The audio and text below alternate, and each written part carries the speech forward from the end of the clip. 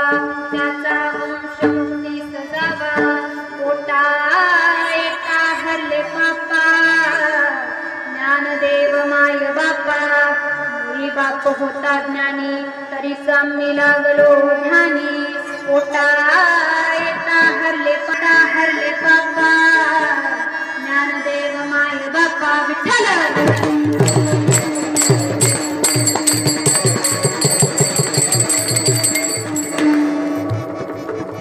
महायोग पीते तटे भीमरत्या वरं पुंडरीकाय दातुं मुनिंदे समागत्य तिष्ठन्तमानन्दकन्दं परब्रह्मलिङ्गं भजे पाण्डुरङ्गम्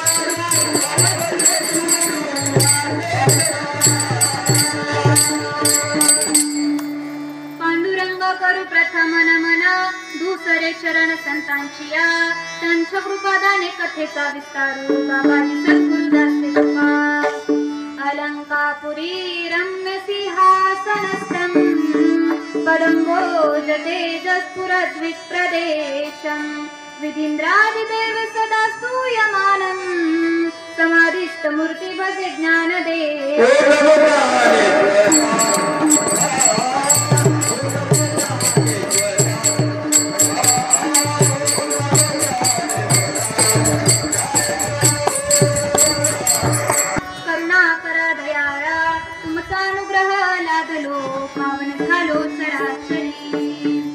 सच्चिदानंद रूपाय पत्यादि हेतवे तापत्रय विनाशाय श्रीकृष्णाय वयं नमः श्रीकृष्णाय वयं नमः श्रीकृष्णाय वयं नमः गुरुर्ब्रह्मा गुरुर्विष्णु गुरुर्देवो महेश्वरा गुरुर्साक्षात् परब्रह्म तस्मै श्री गुरवे नमः मस्तक हे पायावरी या वारकरी संतांच्या रायगडी मंदिरी वसे माझा राया चरणांचे अर्पितो खंडविकाया प्रथम वंदितो तुम्हा छत्रपती श्री विठ्ठल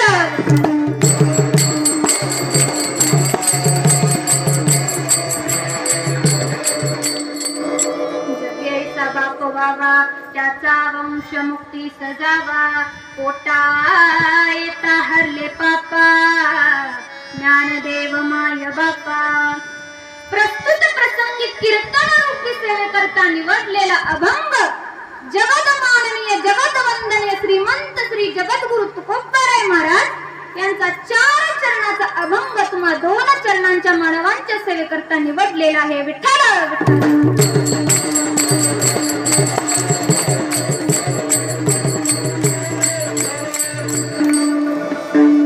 सकल अभंगाद्वारे श्रीमंत श्री जगद्गुरु तुकोबाराय महाराज वडिलांचे महत्व प्रतिपादन करत आहेत. जगा कसा बाप व्हावा त्याचा वंश मुक्ती सजावा, म्हणजे भगवत पदाला प्राप्त व्हावा आणि अशा बापाच्या पोटी जन्माला आल्यानंतर जीवाला होणाऱ्या तापापासून मुक्ती मिळावी, जीव पाप मुक्त व्हावा याच्याकरता भगवान श्री ज्ञानोबरायांचा पुरावा दिलेला आहे. तुकोबाराय स्वतः म्हणतात की माझा जो बाप आहे ना तो मुळातच ज्ञानी आहे आणि म्हणून आम्ही त्याच्या सेवेमध्ये लागलो आहोत. आणि अशा बापाला तुकोबाराय विनंती करतात की मी तुमच्या पोटचं बाळ आहे आणि माझी जी काही ब्रह्मपदाची इच्छा आहे ना ती तुम्ही पूर्ण करावी. हा झाला अभंगाचा शब्दशः भावार्थ. अभंगावर बोलण्यापूर्वी कार्यक्रमाचा परिहार देणे हे वक्त्याचं आद्य कर्तव्य आहे. विठ्ठल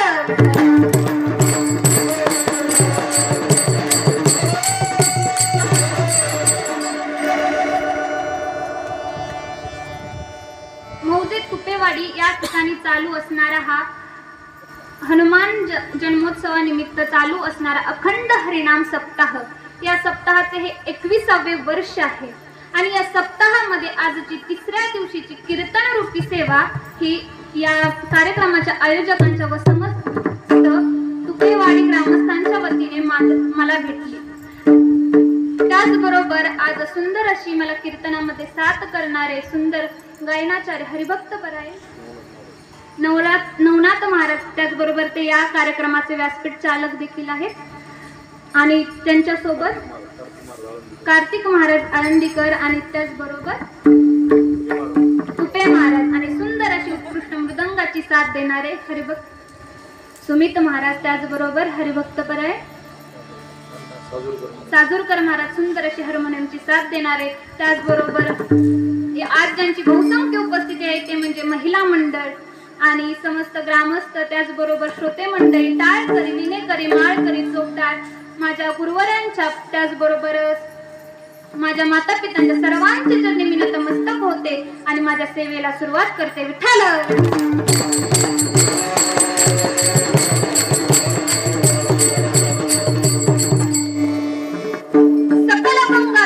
श्रीमंत श्री जगद्गुरु तुकोबाराय महाराज वडिलांचे महत्व प्रतिपादन करत आहे. जीवनामध्ये जर काही उत्क्रांती करायची असेल ना तर त्यामध्ये बापाचे योगदान फार महत्वाचे असतात. जसा पिता पुत्राला निपजत असतो तसाच पुत्र देखील पित्याला निपजत असतो.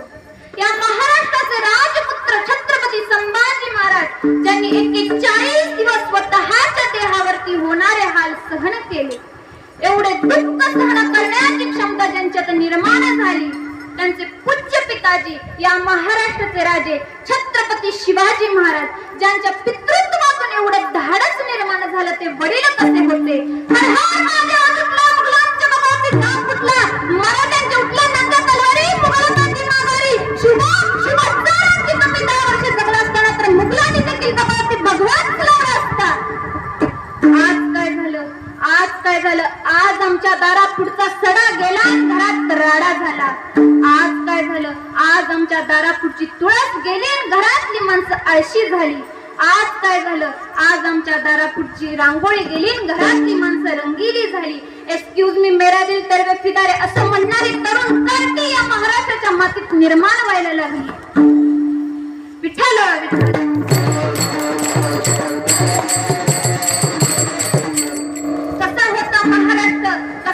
महाराष्ट्राचा इतिहास.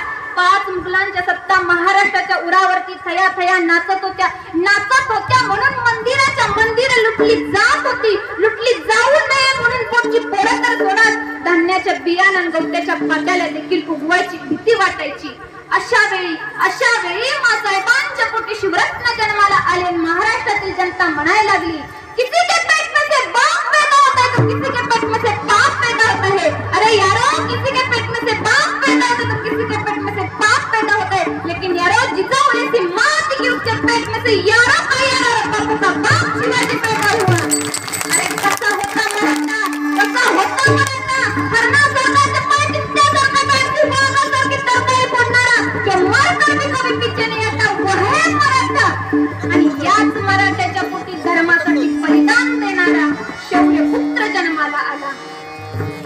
त्याचं वर्णन केलं जातं. सिंहाच्या तोंडात घालून हात मोजेन तात ही जात मराठ्याची, हे ज्याचं वर्णन केलं जातं ना, त्या धर्मयोद्ध्याने इतके 40 दिवस स्वतःच्या देहावरती होणारे हाल सहन केले. पिंचवाच्या लवलव करणाऱ्या वेदना सहन केल्या. स्वराज्य अस्मितेसाठी इतका छळ सहन केला की शेंदूर फसलेला हनुमानासारखे दिसत होते. जागा ठेवली नव्हती शरीरावरती वार करायला, पण छावा होता ताट, झुकली नाही मान, वाकला नाही पाठीचा कणा, आणि तसाच पाणीदार पडेला औरंगजेबाच्या दरबारात.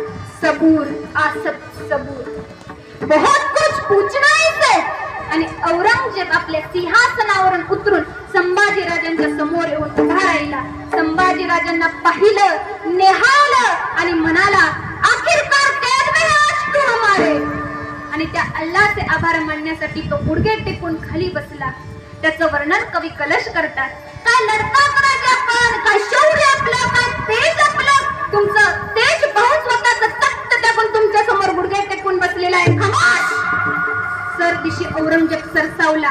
बता संभा बता, कहा रखा है खजाना, कहा रखी है लूट. आणि कडाडला संभाजी, अरे स्वराज्याचा कण आणि कण आम्ही मानतो सोने.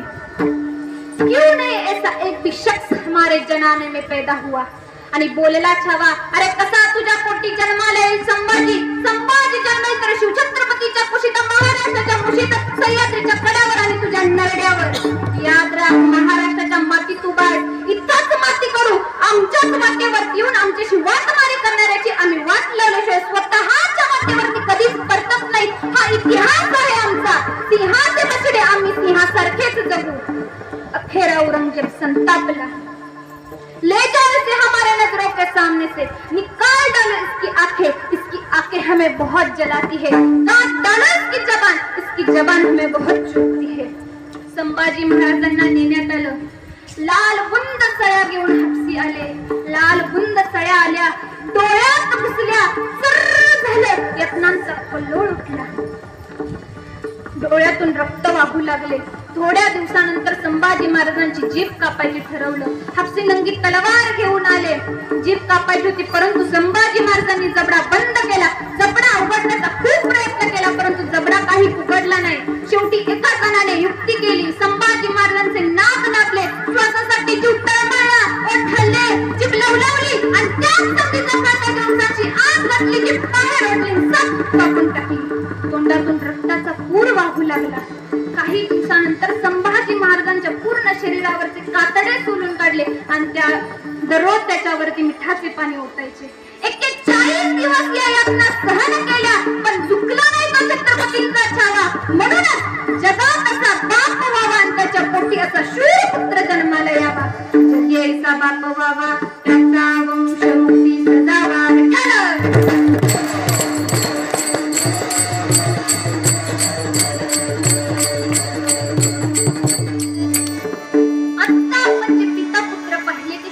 बाबतीत आता अध्यात्माच्या बाबतीत जे पिता पुत्र आहेत ना, ते पाहूया. पहा, श्री क्षेत्र पंढरपूर या ठिकाणी भगवान पांडुरंगाचे निस्सिम परमभक्त दामाजी पंत हे वास्तव्य करीत होते.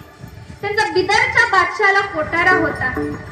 मंगळवेढ्यामध्ये कोठारा होता. ते बिदरच्या बादशाकडे काम करत होते. असा बराच काळ लोटला गेला आणि मंगळवेढे या क्षेत्रामध्ये दुष्काळ पडला. जनता अन्न अन्न करून मरण पाहू लागली. दामाजी पंतांचे हृदय द्रवले. त्यांना दया आली. अरे रे, एवढा मोठा धान्याचा साठा असून देखील जनता अन्न अन्न करून मरण पावत आहे. त्यांना दया आली. त्यांनी राजाला न विचारता धान्याचा सर्व कोठारा जनतेमध्ये वाटून दिला. परंतु त्यांना भीती वाटली. मी तर जनतेमध्ये संपूर्ण कोठारा वाटून दिलेला आहे आणि त्याच्या बदल्यात जनतेकडून कोणत्याही प्रकारचा मोबदला घेतलेला नाही. मग राजा मला याचा मोबदला मागेल, त्यावेळी मी राजाला काय उत्तर देऊ, हा प्रश्न दामाजी पंतांना पडला होता. दामाजी पंत हे भगवंताचे निस्सिम परम भक्त होते. त्यांनी जीवनामध्ये भगवान पांडुरंगाकडे आतापर्यंत देखील काही मागितले नव्हते. आजही जीवनामध्ये एवढं मोठं संकट आलेलं आहे, तरी देखील त्यांनी कोणत्याही प्रकारची अपेक्षा भगवंताकडून केली नाही. परंतु त्यांना भीती वाटू लागली की राजाला जर कळलं तर राजा मला सुळावरती चढवेल. का? कारण तो राजा निर्दयी होता. त्याला कोणाचीच दया येत नव्हती. परंतु भगवंताला आपल्या भक्ताची काळजी असते. दामाजी पंतांच्या भीतीमुळे भगवंताने एका मुनीमजींचं रूप धारण केलं आणि ते बिदरच्या बादशाच्या दरबारात आले. न सांगता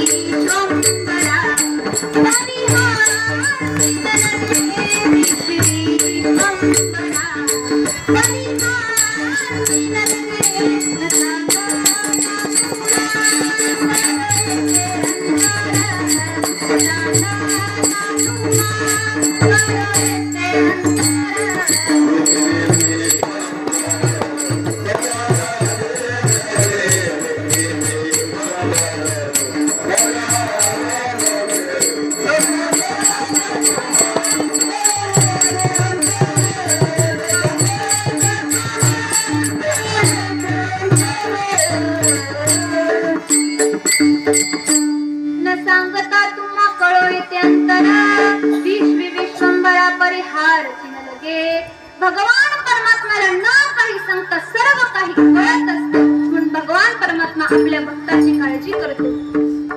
भगवान परमात्माने दामाजी पंतांच्या भीतीमुळे एका मुनीमजींचं रूप धारण केलं. ते बिदरच्या बादशाच्या कोठारामध्ये बिदरच्या बादशाच्या दरबारात आले आणि त्या बिदरच्या बादशाला सांगितलं की मी मंगळवेढ्याहून आलो आहे आणि मला दामाजी पंतांनी धान्याचा मोबदला दिलेला आहे.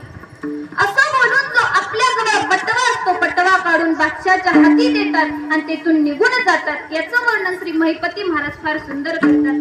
पेंदरीचा राजा यवना त्यासी साक्षात पांडुरंग दर्शन ते सुरसनुसंधान परिसा भाविक हो. स्वतः बिदरच्या बादशाला भगवान परमात्म्याने भेट दिली. का हो? कारण आपल्या भक्तावरती जे संकट आलं होतं ना ते त्याला दूर करायचं होतं, म्हणून त्याने स्वतः जाऊन त्या बिदरच्या बादशाला भेट दिली. विठ्ठल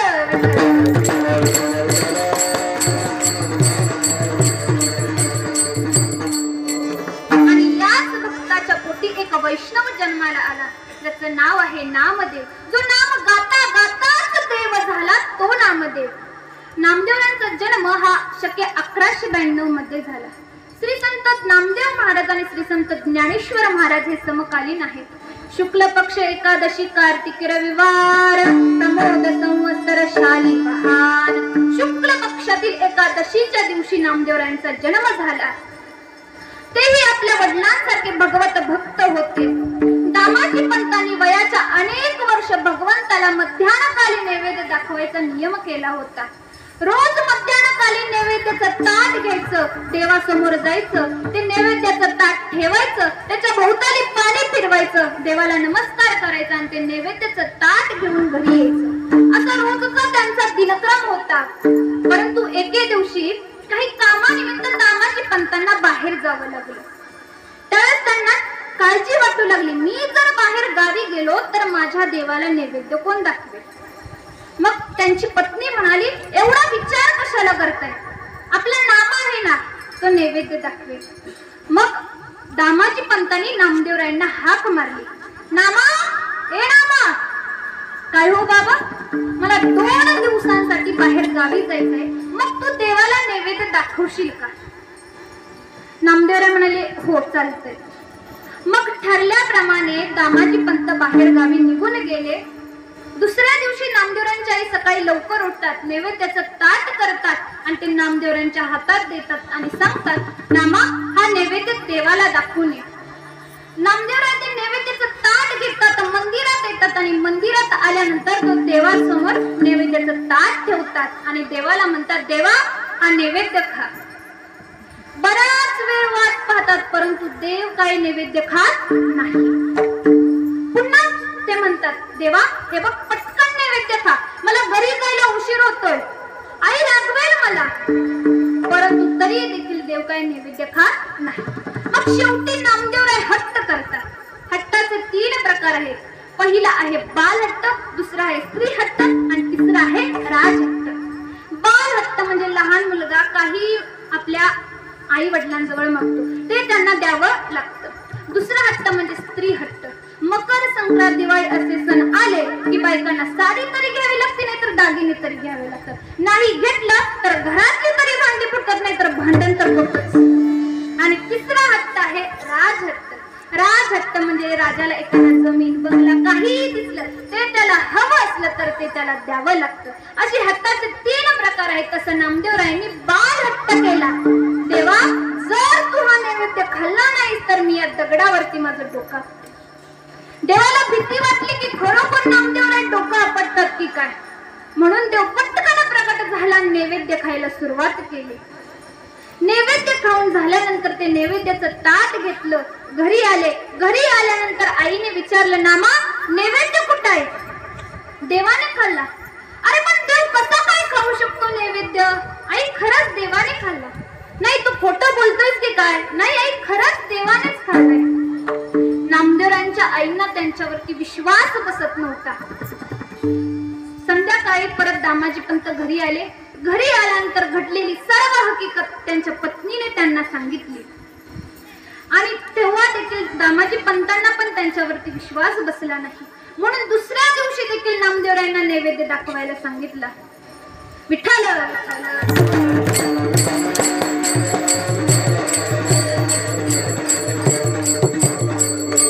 दुसऱ्या दिवशी देखील नामदेवरायांना नैवेद्य दाखवायला सांगितला. दुसऱ्या दिवशी नामदेवरायांच्या आई सकाळी लवकर उठल्या, नैवेद्य तयार केला, नामदेवरायांच्या हातात दिला आणि सांगितला नैवेद्य दाखवून. नामदेवरायांनी ते नैवेद्याचं ताट घेतलं, मंदिरात जायला लागले. त्यांच्या मागोमाग दामाजी पंत गेले आणि मंदिरात गेल्यानंतर त्यांनी देवासमोर नैवेद्याचं ताट ठेवलं आणि देवाला म्हणाले, देवा पटकन नैवेद्य खाऊन घे.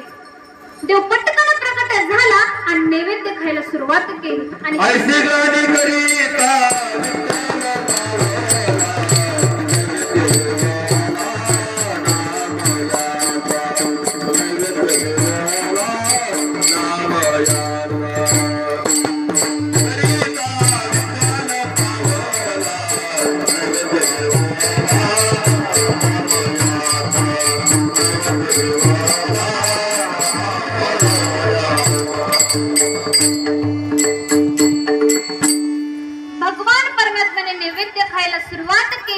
आणि हे सर्व मागून दामाजी पंत पाहत होते.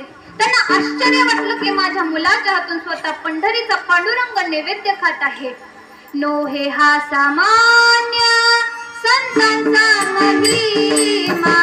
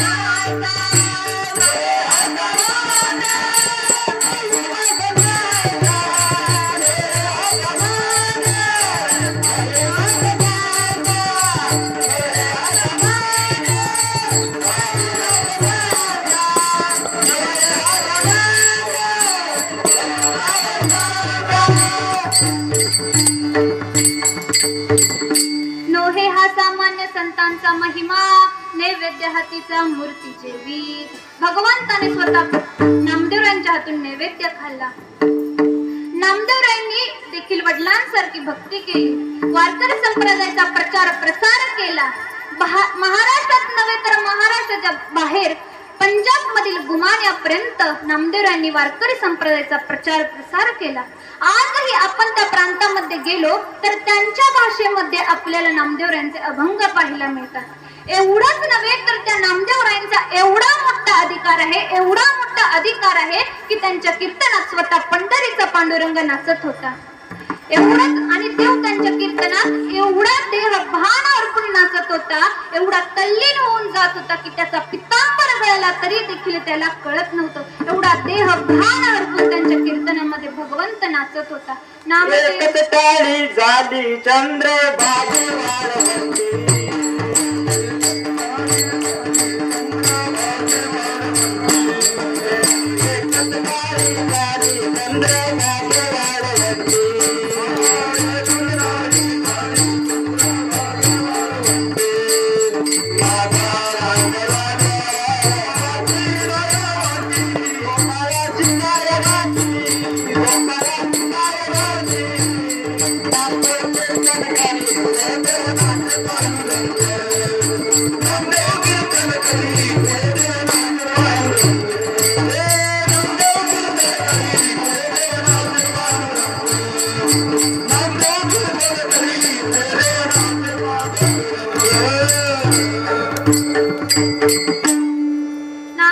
कीर्तन करी पुढे नाचे पांडुरंग. एवढा त्यांचा मोठा अधिकार होता की त्यांच्या कीर्तनामध्ये स्वतः पंढरीचा पांडुरंग नाचत होता. एवढंच नव्हे तर त्यांचा एवढा मोठा अधिकार आहे, एवढा मोठा अधिकार आहे की त्यांच्या हातून स्वतः पंढरीच्या पांडुरंगाने खीर खाल्लेली आहे. विठ्ठल विठ्ठल.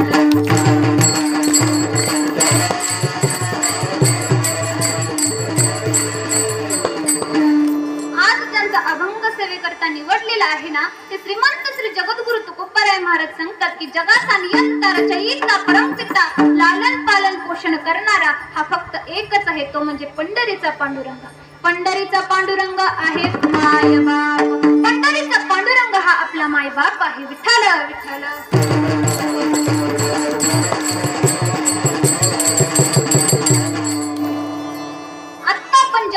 अध्यात्माच्या बाबतीत दोन पिता पुत्रांच्या जोड्या पाहिल्या, तशीच एक जोडी आपल्याला उत्तर भारतामध्ये पाहायला मिळते. हे जे पिता पुत्र आहेत ना, ते हरिभक्त होते, प्रभू रामचंद्रजींचे उपासक होते. एकदा माऊली महावैष्णव ज्ञानोबाराय आणि श्री संत नामदेव महाराज व सकल आदी करून संत मंडळी तीर्थयात्रा करत असताना या संतांच्या घरी आले. त्यांनी माऊलींना व आदी करून सकल संत मंडळींना मुक्काम करण्याकरता विनंती केली. त्या हरिभक्ताच्या घरी म्हणजेच श्री संत कबीर महाराजांच्या घरी माऊली थांबण्याकरता तयार झाले. कबीर महाराजांची परिस्थिती ही अत्यंत बेताची होती. रोज सेला विणायचा, तो विकायचा आणि विकून आलेल्या पैशातून उदरनिर्वाह करायचा. आज त्यांच्या घरी संत मंडळी आली होती. त्यांना भोजन केलं पाहिजे, भोजन करून त्यांना पाठवलं पाहिजे, परंतु घरामध्ये तर काही साहित्य देखील नाही. असा विचार श्री संत कबीर महाराज आणि श्री संत कमाल महाराज या दोघा पिता पुत्रामध्ये चालला होता. कबीर महाराज म्हणतात, बेटा आपल्या घरी संत मंडळी आली आहेत, परंतु त्यांना भोजन करण्याकरता काहीच साहित्य नाही. कमाल महाराज म्हणतात, बाबा आपण एक करायचं का? काय बेटा? आपण चोरी करू आणि आपल्याला हवं तेवढं साहित्य घेऊन येऊ. कबीर महाराज म्हणतात, बेटा जर आपण चोरी केली तर ते पाप आहे, परंतु जर संत मंडळी आपल्यावरून उपवाशी गेली तर त्याहूनही हे मोठं पाप आहे. नाविलाजाने कबीर महाराज चोरी करण्याकरता तयार होतात. कमाल महाराज म्हणतात, बाबा आपल्यासोबत एक कुदळ आणि तलवार घ्या. बेटा कुदळ खोदण्यासाठी, पण तलवार कशासाठी? बाबा असू द्या, चोरी करायला चालली. सगळी तयारी झाली. सगळे संत आराम करत होते. त्यावेळेस हे दोघे पिता पुत्र चोरी करण्यासाठी निघून गेले. एका दुकानाच्या आतमध्ये जाता येईल एवढं भिंतीला खिंडोर पाडलं आणि आतमध्ये गेले. आतमध्ये गेल्यानंतर हवं तेवढं साहित्य घेतलं आणि बाहेर येऊ लागले. पहिल्यांदा कबीर महाराज बाहेर आले. त्यांच्या जवळ कमाल महाराजांनी साहित्याचं गाठोडं दिलं. नंतर तेही बाहेर येऊ लागले, परंतु बाहेर येता येत नव्हतं. म्हणून पायाखाली एक डबा घेतला, त्या डब्यावरती चढून बाहेर येत होते, परंतु जो पायाखाली डबा होता ना तो निसटला आणि आवाज झाला. त्या दुकानदाराला कळलं की कोणीतरी चोर आपल्या दुकानातून चोरी करून जात आहे. तो धावत दुकानात आला आणि मागून कमाल महाराजांचे पाय ओढू लागला. पुढून कबीर महाराज हात ओढत होते आणि मागून दुकानदार पाय ओढत होता. कबीर महाराज म्हणाले, बेटा बेटा आता आपण पकडले जाऊ, मग लोक आपल्याला काय म्हणतील? दिवसा परमार्थ करता, रात्री चोऱ्या करता. बाबा काय बेटा, आपण आपल्या सोबत जी तलवार आणली आहे ना, त्या तलवारीनं माझं क्षीर या धडा वेगळं करा आणि ते क्षीर घेऊन घरी जा. कमालांचे क्षीर खंडोनी टाकले, कमालांचे क्षीर खंडोनी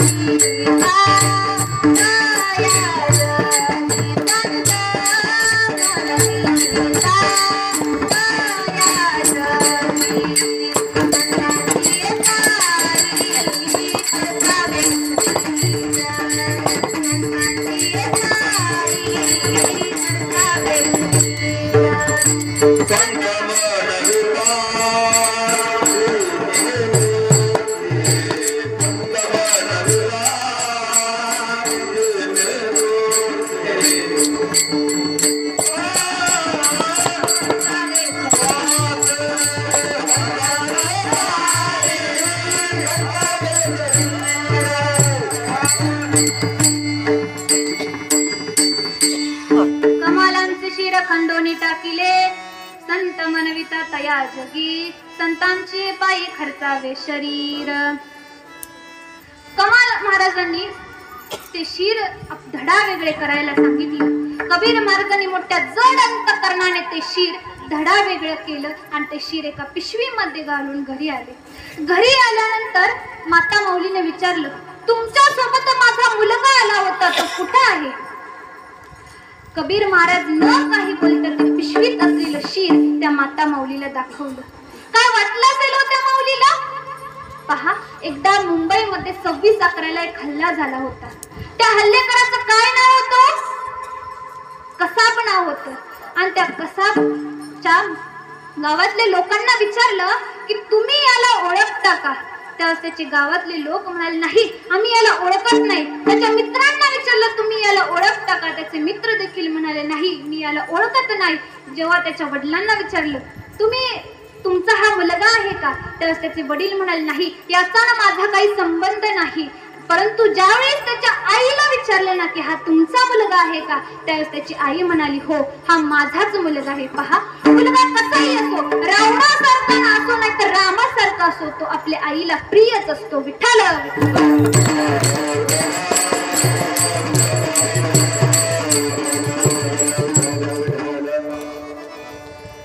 ते पिशवीतलं शीर त्या माऊलीला दाखवलं. काय वाटलं असेल त्या माऊलीला, परंतु त्या माता माऊलीने काही न बोलता ती पिशवी घेतली, एका खुंटीला अडकवली आणि पुरणपोळ्या लाटायला लागली. पहा, जरा देखील ठेच लागली ना मुलाला तर आईच्या स्वयंपाकात लक्ष लागत नाही, परंतु ही तर माता माऊली पुरणपोळ्या लाटत होती. सगळा स्वयंपाक झाला, सगळे संत मंडळी जेवायला बसले आणि या माता माऊलीने एवढं हसत वाढलं की त्या संत मंडळींना कळालं देखील नाही की घरामध्ये काय झालं होतं.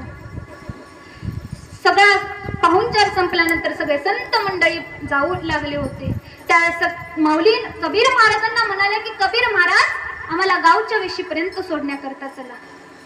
कबीर महाराज आणि त्यांची पत्नी गावच्या वेशीपर्यंत सोडण्याकरता चालले होते. इकडे ज्या दुकानदाराच्या घरी चोरी झाली होती ना, त्या दुकानदाराने ते बिना शिराचं शरीर गावच्या वेशीला टांगलं होतं आणि त्या खाली सूचना लिहिली होती, हे ज्याचं आहे त्याने घेऊन जा. आम्हाला याच्या बदल्यात कोणत्याही प्रकारचा खटला दाखल करायचा नाही. इकडून सगळे संत मंडळी गावच्या वेशीच्या जवळ येत होते आणि ज्यावेळी हे संत मंडळी गावच्या वेशीच्या जवळ आले त्यावेळेस ते बिना शिराचं शरीर लटकवलेलं होतं ना, त्याचे हात आपोआप वरती झाले.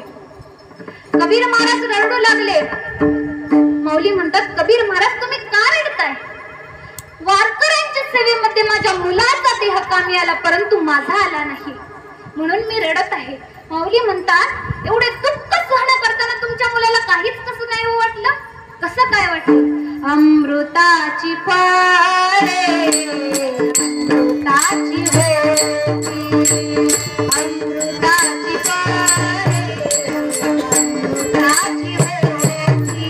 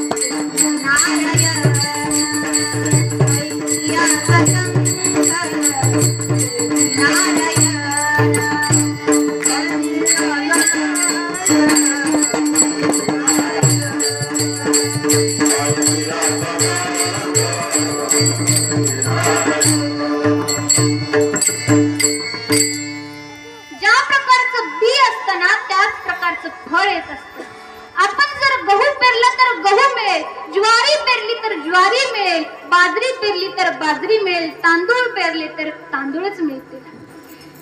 बीज बोळे बबुलका आम कासे पाये, बी लावलं बाबीच आणि वाट पाहिली आंब्याची, येतील का? बोला, येतील का? नाही येणार. त्याच प्रकारे जर बी अमृताचं असेल ना तर त्याला अमृताचीच फळं येतात. विठ्ठल विठ्ठल.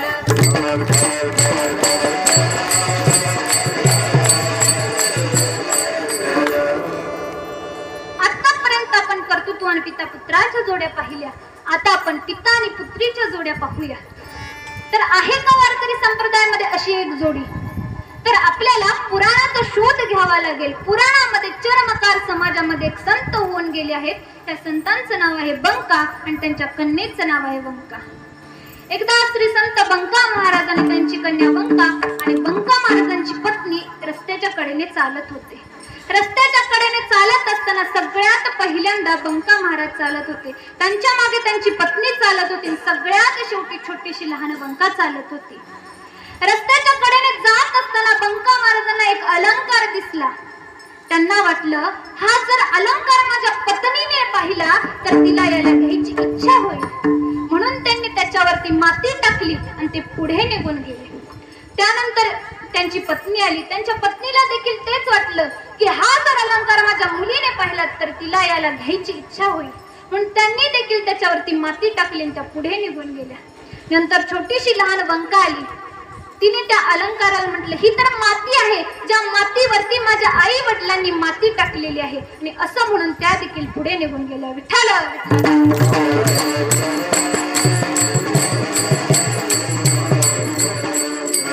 ज्या प्रकारचं बी असतं ना त्याच प्रकारचं फळ येत असतं. पहा, एक म्हण आहे, बाप जैसा बेटा और कुंभार जैसा लोटा.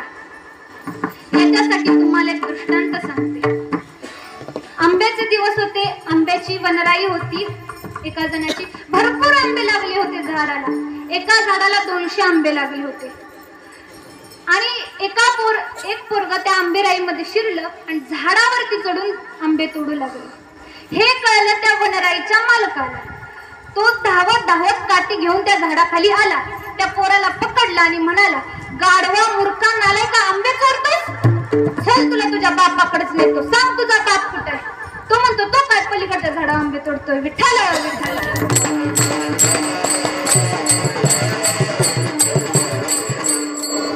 बापाचे संस्कार मुलावरती होत असतात.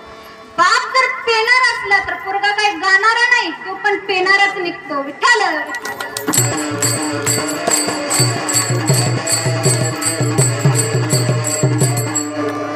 आतापर्यंत आपण कर्तृत्व आणि पिता पुत्राच्या जोड्या पाहिल्या.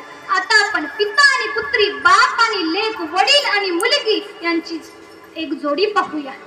तर ज्यांचा अभंग सेवेकरता निवडलेला आहे ना, त्यांच्या बाबतीत इतिहास आपल्याला सांगून जातो की परमार्थाची योग्य वाटचाल करत असताना संसारावरती होणारा योग्य परिणाम म्हणजे, त्याचं योग्य उदाहरण म्हणजे श्रीमंत श्री जगद्गुरु तुकोबाराय महाराज यांची कन्या भागीरथी. या भागीरथीचा विवाह या यलवाडी गावामध्ये झाला होता. यलवाडीचं आणि देहूचं फारसं अंतर नव्हतं. नदीच्या पलीकडे यलवाडी, नदीच्या अलीकडे देहू गाव. पूर्वीच्या काळामध्ये माळव डोक्यावरती भाजीपाल्याची टोपली घेऊन पूर्ण गावांमध्ये भाजीपाला विकत असायची. अशीच एक देहू गावची माळीनबाई यलवाडीच्या गावामध्ये डोक्यावरती भाजीपाला घेऊन पूर्ण गावामध्ये फिरत फिरत भाजीपाला विकत होती. आणि सरते शेवटी भागीरथीच्या घरी यायची. भागीरथीला हाक मारायची, भागीरथी आले माळीनबाई. भागीरथी पाणी घेऊन यायची, माळीनबाईंना ते पाणी द्यायची. माळीनबाई ते पाणी प्यायच्या आणि दोघी जणी गप्पा मारायच्या. गप्पा मारत असताना संध्याकाळी तुकोबारायांनी सांगितलेलं कीर्तन त्या माळीनबाई भागीरथीला सांगायच्या. अशा सांगायच्या की तिला वाटायचं स्वतः श्रीमंत श्री जगद्गुरु तुकोबाराय महाराज तिला सांगत आहे आणि तिला आनंद वाटायचा. आणि त्या आनंदी अंतकरणाने ती त्या माळीनबाईंना निरोप द्यायची. पुन्हा दुसऱ्या दिवशी त्या माळीनबाईंनी डोक्यावरती भाजीपाला घ्यावा, पूर्ण गावामध्ये फिरत फिरत भाजीपाला विकावा, सरते शेवटी भागीरथीच्या घरी यावं आणि भागीरथीला हाक मारावी. भागीरथी आले माळीनबाई. भागीरथीला पाणी द्यावं, ते माळीनबाईंनी पियावं आणि दोघी जणींनी गप्पा माराव्या. गप्पा मारत असताना संध्याकाळी सांगितलेलं जगद्गुरु तुकोबारायांनी प्रवचन तिला सांगावं, असं सांगावं की तिला वाटायचं स्वतः तिचे बाबा तिला सांगत आहेत आणि तिला प्रसन्न वाटावं. आणि त्या प्रसन्न अंतकरणाने तिनं त्या माळीनबाईंना निरोप द्यावा. असं कितीतरी दिवस घडावं की माळीनबाईंनी डोक्यावरती भाजीपाला घ्यावा, पूर्ण गावामध्ये फिरावं, भागीरथीला हाक मारावी, त्यानंतर दोघींनी गप्पा माराव्या आणि संध्याकाळी सांगितलेल्या जगद्गुरु तुकोबारायांनी संदेश तिला सांगावा आणि तिला प्रसन्न वाटवून त्या प्रसन्न अंतकरणाने तिनं त्या माळीनबाईंना निरोप द्यावा. असं कितीतरी दिवस घडावं. परंतु एक दिवस अचानक पंढरीचा पांडुरंग भगवान परमात्मा वैकुंठातून तुकोबारायांना सदेह वैकुंठात नेण्याकरता आले. भगवंताने स्वतः तुकाराम महाराजांना विमानात बसवलं आणि सदेह वैकुंठाला तुकोबाराय निघून गेले. तो दिवस म्हणजे बिजेचा दिवस होता. पूर्ण गावामध्ये वार्ता पसरली की तुकोबाराय सदेह वैकुंठाला गेले. भक्त मंडळींना, भाविकांना खेद झाला, दुःख झालं. कीर्तनाला जे येत होते ना त्यांना देखील दुःख झालं आणि त्यामध्ये या माळीनबाई सुद्धा होत्या, त्यांना देखील खेद झाला. परंतु खेद करून कसा चालणार? प्रपंच करायचा म्हटला तर काहीतरी करावं लागतं. म्हणून त्यांनी डोक्यावरती भाजीपाल्याची टोपली घेतली, पूर्ण गावामध्ये फिरत फिरत भाजीपाला विकला आणि सरते शेवटी भागीरथीच्या घरी आल्या. आणि घरी आल्यानंतर कापऱ्या स्वरात भागीरथीला हाक मारली, भागीरथी आले माळीनबाई. भागीरथीनं पाणी आणलं, माळीनबाईंना दिलं. ते माळीनबाईंनी पाणी पिलं. परंतु आज माळीनबाई मात्र काही बोलत नव्हत्या. भागीरथीनं विचारलं, माळीनबाई आज तुम्ही फार उद्विग्न दिसताय, काय झालं? माळीनबाई सांगतात, भागीरथी तुझे बाबा आणि आमचे तुकोबाराय सदेह वैकुंठाला निघून गेले ग, आपल्याला सोडून गेले. भागीरथी म्हणाली, नाही, असं होऊच शकत नाही. माझे बाबा मला न विचारता कधीच कुठे जात नाहीत, असं होऊच शकत नाही. माझे बाबा मला सोडून जाणारच नाहीत. बाबा गेले कोण्या गावा, भागीरथी करते धावा. एवढा धावा करायला लागली की तिने अन्न सोडले, पाणी सोडले, कोणाशीच काही बोलेना. तिला तिच्या सासूने समजवलं, तिला तिच्या सासऱ्याने समजवलं, नवऱ्याने समजवलं, जावांनी समजवलं, सगळ्यांनी समजवलं. परंतु कोणातच काही ऐकायला तयार नव्हती, फक्त धावा करत होती. आणि ही गोष्ट कळली तुकोबारायांना वैकुंठात. तुकोबाराय भगवंताला म्हणाले, देवा माझ्या लेकीसाठी एकदा तरी मला जावं लागतं. आणि आले तुकोबाराय, भागीरथीच्या समोर उभे राहिले आणि म्हणाले, बेटा बेटा मी आलोय तुझा बाबा. भागीरथी इतकी क्षीण झाली होती की तिने डोळे उघडून तुकोबारायांना पाहावं एवढं देखील बळ तिच्यात उरलं नव्हतं. परंतु उरलं सुरलं बळ तिने एकत्र केलं आणि पळत जाऊन तुकोबारायांना बिलगली.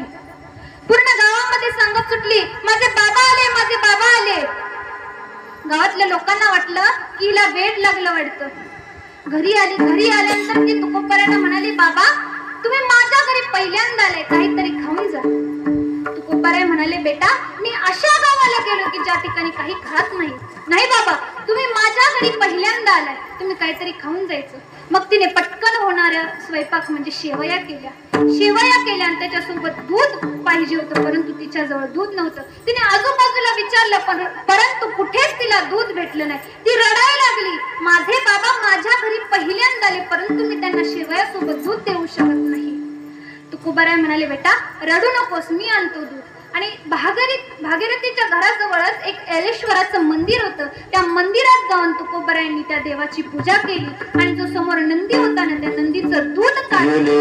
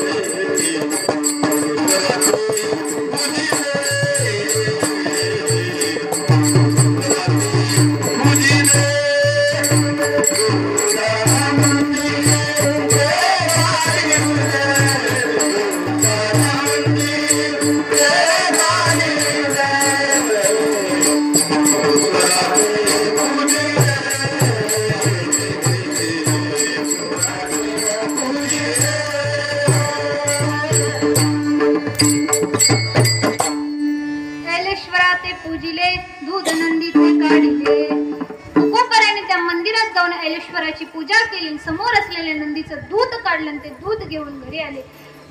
पूर्ण पाहुणचार संपला आणि तुकोबरायाने भागीरथीचा निरोप घेतला आणि ते सदैव वैकुंठाला निघून गेले. तेच अभंगाच्या प्रथम चरणात.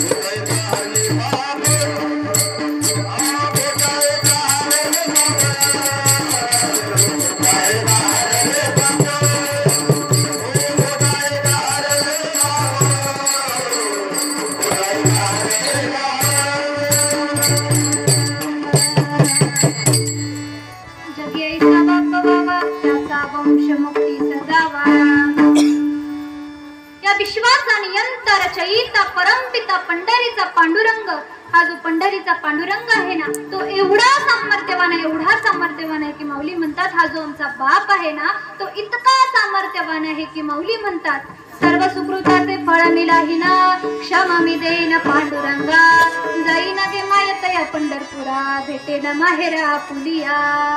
माऊली म्हणतात, हा जो आमचा बाप आहे ना, तो एवढा सामर्थ्यवान आहे की अवघं विश्व सुखी करण्याचं सामर्थ्य त्या माझ्या बापाजवळ आहे. अवघं विश्व सुखी करण्याचं सामर्थ्य त्याच्या जवळ आहे. एवढा माझा बाप सामर्थ्यवान आहे. सांगा माऊली माऊली महाविष्णू ज्ञानोबरांचं माहेर कोणतं आहे हो?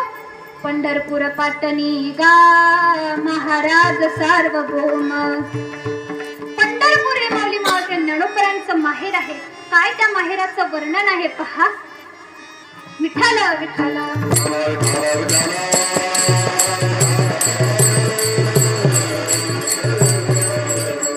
फार सुंदर माहेराचं वर्णन आहे. ऐसी चंद्रभागा ऐसा विटेवरी देव सांगा कोठे. उदंड पाहिले उदंड निले उदंड देखील क्षेत्र महिमे. असं सुंदर असं त्या माहेरचं वर्णन आहे. भगवान परमात्मा स्वतः आपल्या भक्ताला सांगतो की जर तुम्हाला माझ्यापर्यंत यायचं असेल ना तर फार काही अवघड नाही. तुम्ही काय करा, पहिल्यांदा तुमची जी नाव आहे ना ती तुमची नाव धड करा, हरिनामाची सांगड बांधा आणि या माझ्यापर्यंत येताना जो भवसागर आहे ना तो फार मोठा नाही, फक्त कमरे इतकाच आहे असं भगवान परमात्मा कमरेवरती हात ठेवून सांगत आहे. आणि अवघ विश्व सुखी करण्याचं सामर्थ्य त्या पंढरपूरच्या पाटलाचं, जगाच्या मालकाचं, जगाच्या बापाचं एवढं सामर्थ्य आहे. ते अभंगाच्या दुसऱ्या चरणात. उठाए तारने पापे उठाए तारने पापे उठाए तारने पापे उठाए तारने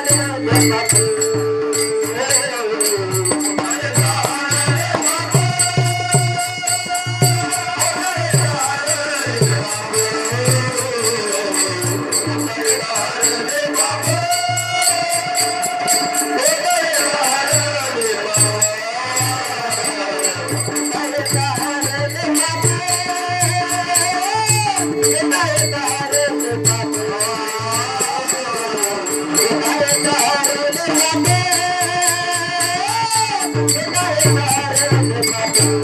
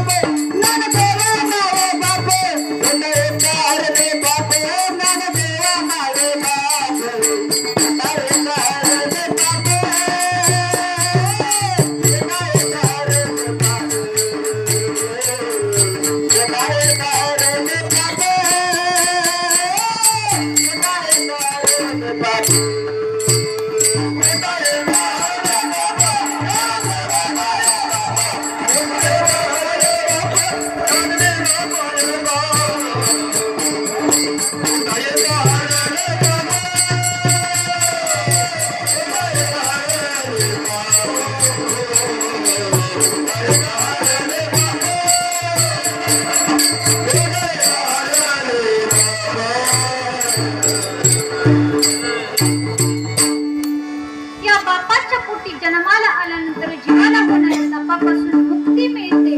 विठ्ठल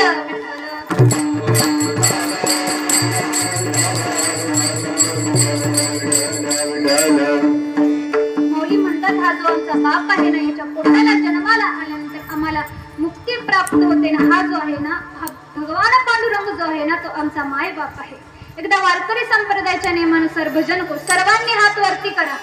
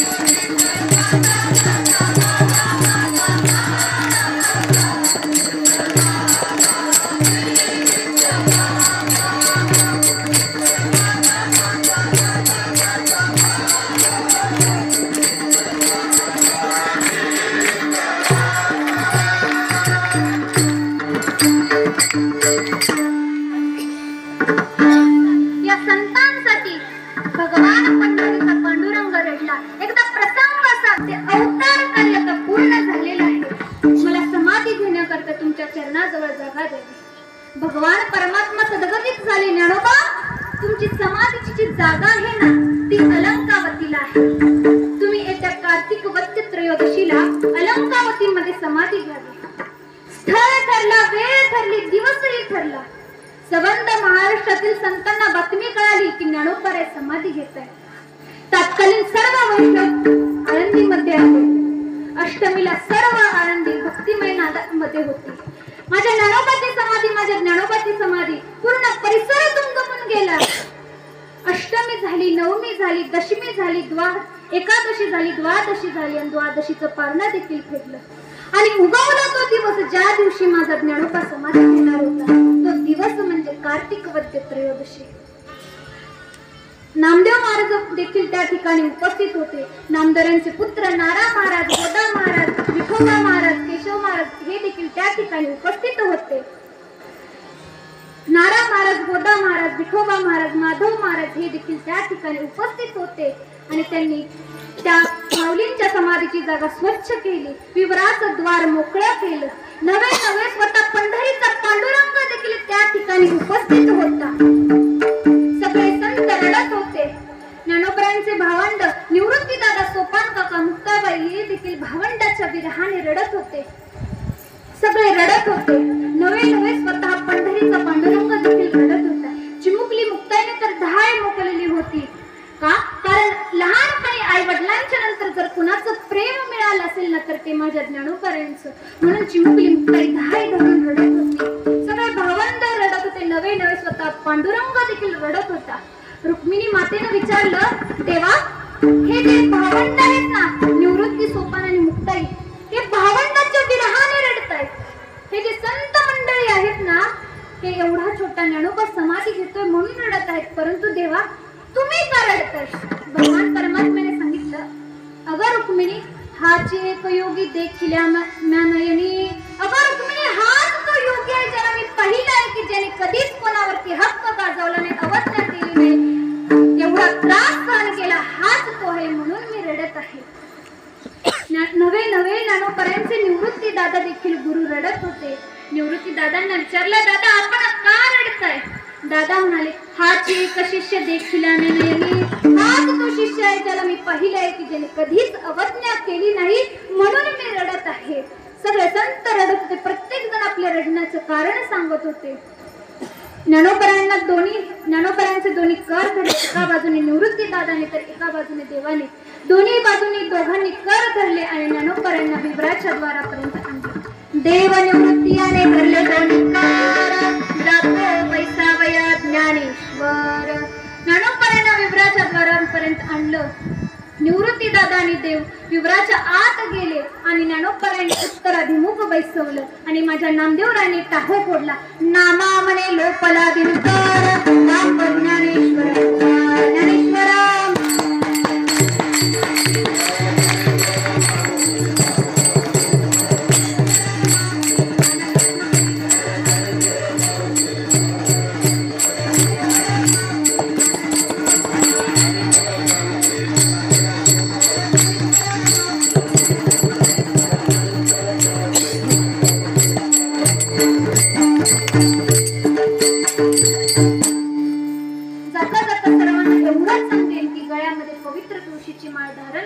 आपल्या मुलांवरती योग्य संस्कार करा.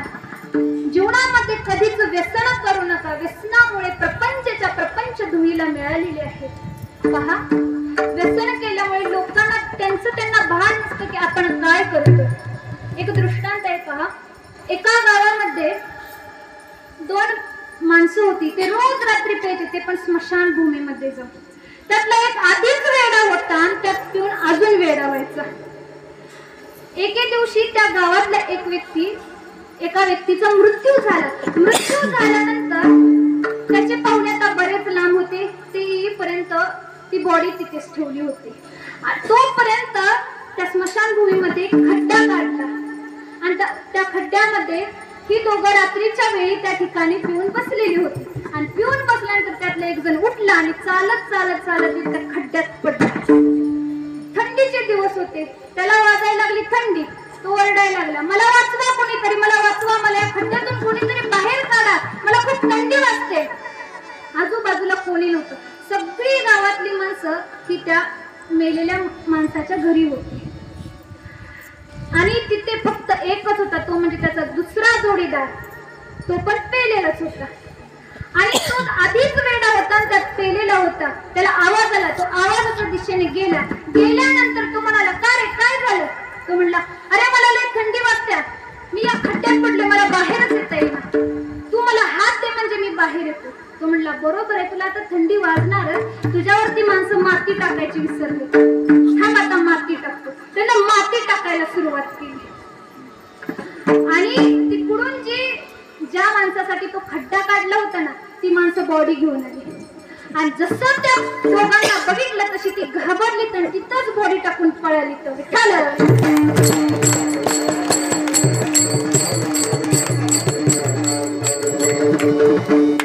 अशी ही व्यसन करणारी माणसं असतात. म्हणून जीवनामध्ये कधी व्यसन करू नका. परंतु आता मी एवढं सांगते तुम्हाला, परंतु इथून मंडपाच्या बाहेर गेला की लगेच खिशातनं तंबाखू बाहेर काढा, त्याच्यावर पुन्हा करायला सुरुवात करणार. लगेच दुसरा म्हणा, का रे आज त्या महाराज लयच वरडून सांगत होते तंबाखू खाऊ नका, तू आज खायला लागलास की? लगेच खायला लागला, आत्ताच 5 मिनिटं झाले सांगितले त्यांनी. अरे सांगतच असते ते, आपण शाळेने ऐकलं तर ते तरी कोणाला सांगणार आहे?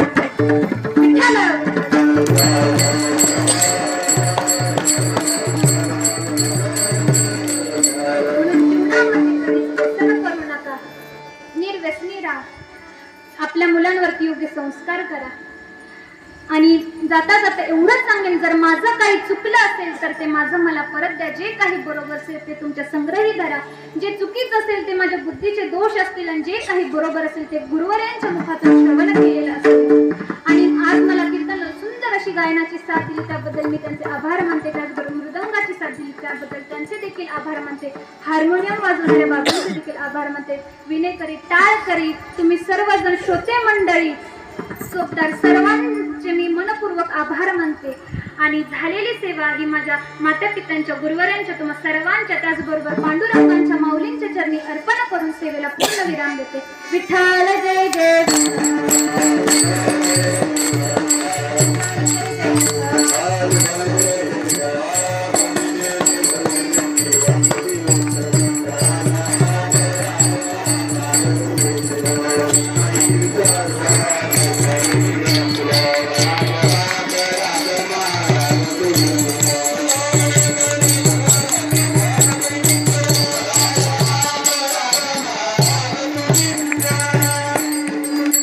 आपजी तिसऱ्या दिवसाचे कीर्तन रूपी पुष्प हरिभक्त पारायण